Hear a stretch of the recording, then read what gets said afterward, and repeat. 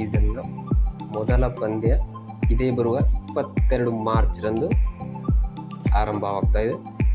ಮೊದಲ ಪಂದ್ಯವೇ ನಮ್ಮ RCB Kolkata night Riders ತಂಡವನ್ನು ಎದುರಿಸಲಿದೆ.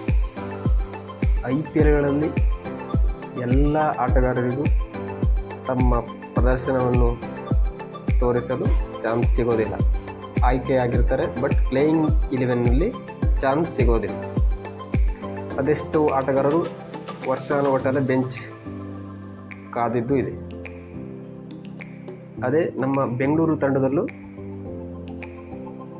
ಮನೋಜ್ ಬಾಂಡಗೆ ಎಂಬ ಆಟಗಾರ ಕರ್ನಾಟಕದವರೇ. ಅವರು 2023ರಲ್ಲೂ ಆಡಿಲ್ಲ, 2024ರಲ್ಲೂ ಆಡಿಲ್ಲ. 2 ವರ್ಷ ಬೆಂಚ್ ಕಾದಿದ್ದಾರೆ. ಮತ್ತೆ ಈ ಸೀಸನ್ಗೆ RCB ಮತ್ತೆ ಅವರನ್ನು ಖರೀದಿಸಿದೆ. ಈ ಸೀಸನ್ನಲ್ಲಾದರೂ ಅವರಿಗೆ ಚಾನ್ಸ್ ಸಿಗತ್ತಾ? ಸಿಗಲಿ. ಒಳ್ಳೆ ಆಟಗಾರ ಕೂಡ ಅವರು, ಲೆಫ್ಟ್ ಹ್ಯಾಂಡರ್.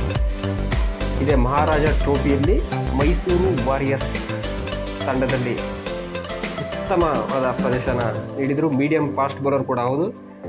ಅಗತ್ಯವಿದ್ದಾಗ ತಂಡಕ್ಕೆ ಬೌಲಿಂಗ್ ಕೂಡ ಮಾಡಬಲ್ಲರು. ಒಳ್ಳೆ ಪ್ಯಾಕೇಜ್ ಅಂತಲೇ ಹೇಳ್ಬೋದು. ಒಂದು ವೇಳೆ RCB ಆಡಿಸಿದರೆ ಇವರನ್ನು ಒಳ್ಳೆ ಪ್ಯಾಕೇಜ್ ಪ್ಲೇಯರ್ ಆಗಿರಲಿದ್ದಾರೆ. ಅವರು ಲೋಕಲ್ ಪ್ಲೇಯರ್ ಆಗಿರುವುದರಿಂದ ಚಿನ್ನಸ್ವಾಮಿ ಸ್ಟೇಡಿಯಂ ಅಲ್ಲಿ ಅತಿ ಹೆಚ್ಚು ಮ್ಯಾಚ್ಗಳನ್ನು ಆಡಿರ್ತಾರೆ. ಅಂದರೆ ಲೋಕಲ್ ಆಗಿದ್ದರಿಂದ ಮಹಾರಾಜ ಟ್ರೋಫಿ ಎಲ್ಲ ಮ್ಯಾಚ್ಗಳು ಕೂಡ ಅಲ್ಲೇ ನಡೆದಿವೆ. ಮತ್ತು ವಿಜಯ ಹಜಾರೆ ಟ್ರೋಫಿ ಕೆಲವು ಪಂದ್ಯಗಳು ಕೂಡ ಬೆಂಗಳೂರಲ್ಲೇ ಆಡಿದ್ದಾರೆ. ಅವರು ಲೋಕಲ್ ಬಾಯ್ ಆಗಿದ್ದರಿಂದ RCB ಪಿಚ್ನಲ್ಲಿ ಅಬ್ಬರಿಸಬಲ್ಲ ಒಬ್ಬ ಲೋಕಲ್ ಪ್ಲೇಯರ್. ಅವರಿಗೆ ಚಾನ್ಸ್ ಸಿಗಲಿ, ಒಳ್ಳೆ ಆಡಲಿ. 2 ವರ್ಷ ಒಂದು ಪಂದ್ಯವನ್ನು ಕೂಡ ಅವರು ಆಡಿಲ್ಲ. ಈ ವರ್ಷ ಆದರೂ ಆಡಲಿ. ಮತ್ತು RCB ಲೋಕಲ್ ಪ್ಲೇಯರ್ ಪಿಕ್ ಮಾಡೋದೇ ಕಮ್ಮಿ. ಅದರಲ್ಲೂ ದೇವದತ್ ಪಡಿಕ್ಕಲ್ ಈ ಸುತ್ತು ಮತ್ತು ಮನೋಜ್ ಬಾಂಡಗೆ ಇಬ್ಬರು ಆಟಗಾರರಿದ್ದಾರೆ. ಅದರಲ್ಲೇ ದೇವದತ್ ಪಡಿಕ್ಕಲ್ ಹೋದ ವರ್ಷ ಲಕ್ನೋ ತಂಡದಲ್ಲಿ ಆಡಿದರು. ಅದಕ್ಕೂ ಮುನ್ನ ರಾಜಸ್ಥಾನ್ ಹಾಗೂ ಅದಕ್ಕೂ ಮುನ್ನ ಮೊದಲು RCBಯಲ್ಲೇ ಇದ್ದರು. ಮತ್ತೆ ಅವರು RCBಗೆ ರಿಟರ್ನ್ ಆಗಿದ್ದಾರೆ. ಮತ್ತು ಮನೋಜ್ ಬಾಂಡ್ಗೆ ಯುವ ಆಟಗಾರ, ಮಹಾರಾಜ ಟ್ರೋಫಿಯಲ್ಲಿ ಉತ್ತಮ ಹಾಗೂ ಆಡಿದ್ದಾರೆ.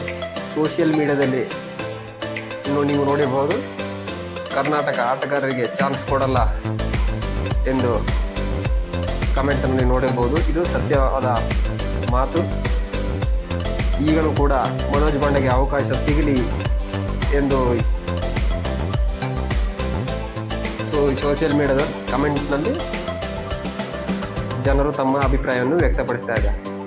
ಒಬ್ಬ ಪ್ರತಿಭಾವಂತ ಆಟಗಾರನಿಗೆ ಚಾನ್ಸ್ ಕೊಡಲಿಲ್ಲ ಅಂತ ಹೇಳ್ತಾ ಇದ್ದಾರೆ. ಈ ವರ್ಷ ಆದರೂ ಅವರಿಗೆ ಚಾನ್ಸ್ ಸಿಗತ್ತಾ?